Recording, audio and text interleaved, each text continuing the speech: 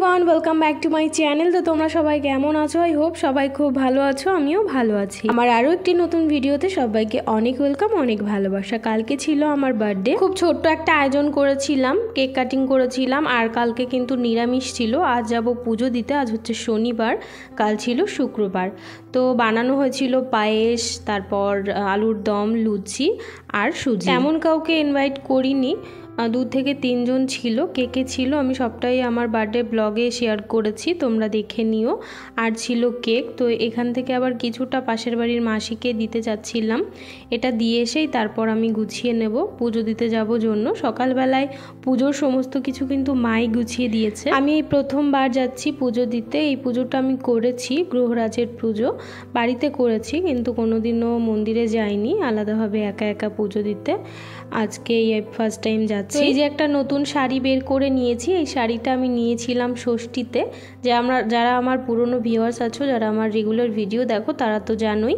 তো ষষ্ঠীতে পিসিরা আমাকে এই শাড়িটা দিয়েছিল। আর নতুন শাড়ির ভাঁজ খুলে আমি পরতেই চাই না। আমার মনে হয় একটা নতুন শাড়ি খুলে পরবো, মানে পরে পুজো দিতে হবে, এরকম একটা ব্যাপার। না হলে আমার ভালো লাগে না যে নতুন একটা শাড়ি পরে কোথাও একটা গিয়ে খাওয়া দাওয়া করে চলে এলাম। তো আমি সবসময় চেষ্টা করি নতুন কোনো শাড়ি পুজোতে খোলার চেষ্টা করি। আর আমি যে পুজোই করি না কেন, পুজোর আগে ঠিক আমার একটা শাড়ি হয়ে যায়, কেউ না কেউ দেয় বা কিনে নিই। তো তারপরে নতুন শাড়ি খুলেই আমার পুজো দেওয়া হয়। শ্রাবণ মাসের শেষ সোমবারের দিন পুজো করেছিলাম, সেদিনকেও কিন্তু একটা আমি নতুন শাড়ি খুলে তারপর পুজো করলাম। 2 দিন পরে ছিল মনসা পুজো, সেই শাড়িটা পরেই আমি 2টো পুজো করে নিয়েছি। তো আজকে এই শাড়িটা খুললাম। দেখো, বাড়ি থেকে বেরিয়ে পড়েছি, যাচ্ছি আমরা 5 জন।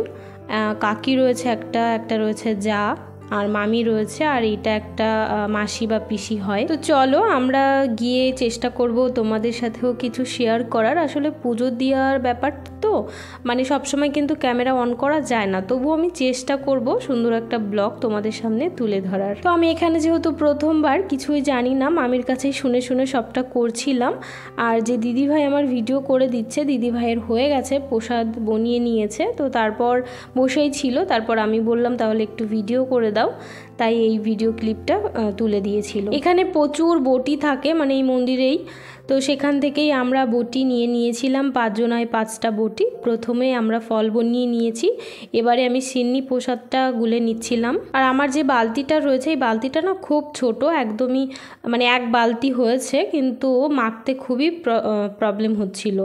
মানে আমরা বলা বলি করছিলাম, সবাই বলছিল যে এবার একটা বালতি কিনবে। এমনকি মাও যাওয়ার সময় বলছিল যে আমাদের বালতিটা খুব ছোট, একটা বালতি কেনা দরকার আমাদের।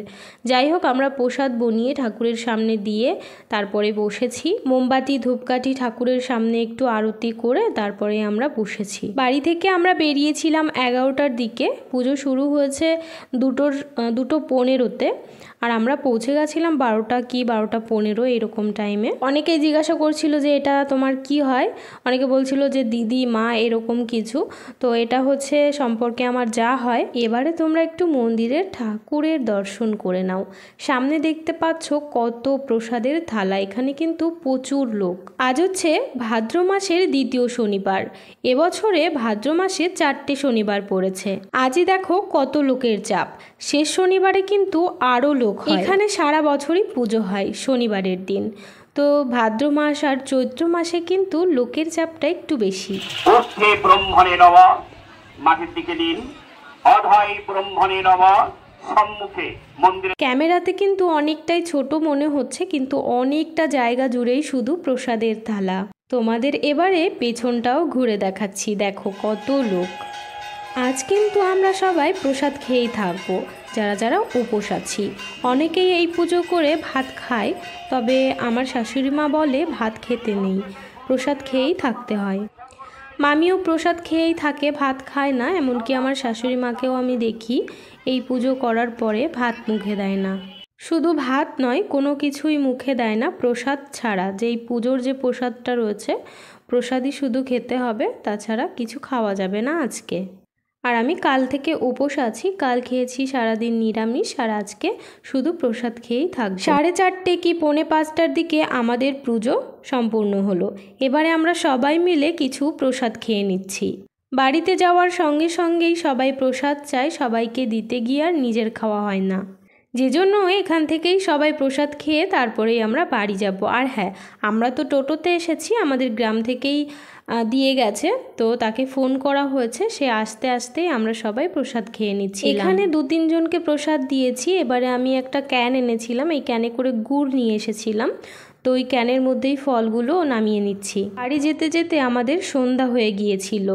যেহেতু সারা দিন এখানে খুবই ক্লান্ত ছিলাম, যে জন্য আমি ভিডিওটা কন্টিনিউ করতে পারিনি। সম্পূর্ণ ভিডিওটি দেখার জন্য তোমাদের অনেক অনেক ধন্যবাদ ও অনেক অনেক ভালোবাসা জানিয়ে আজকের ব্লগটি এখানেই শেষ করছি। ভিডিওটি কেমন লাগলো সেটা অবশ্যই কমেন্টে জানিও। নতুন বন্ধুরা চ্যানেলটিকে সাবস্ক্রাইব করে আমার পাশে থেকো। যে সকল বন্ধুরা চ্যানেলটি সাবস্ক্রাইব করে আমার পাশে রয়েছে তাদেরকে জানাই অসংখ্য ধন্যবাদ ও অনেক অনেক ভালোবাসা। সবাই খুব ভালো থেকো। আবারও দেখা হচ্ছে নতুন কোনো ব্লগে।